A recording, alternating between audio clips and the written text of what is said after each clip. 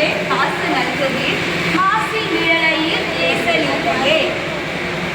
ரெண்டு பேருக்குமே நீங்கள் ஒருவர் தான் காசு கொடுக்குறீங்க. ஆனால் ஒருத்தருக்கு குற்றம் இருந்தால் அது உனக்கு ஏற்பட்ட குற்றம் அல்லவா எம்பெருமானே அப்படின்னு சொல்லி பாடுறாரு. ரைட்டா? இருவராயினில் மறைக்குள் நிழலையில் கரைக்குள் காசினை முறைமை நல்குமே.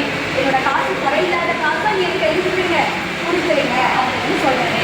இறைவராயினில் மறைக்குள் நிழலையில் கரைக்குள் காசினை முறைமை நல்குமே.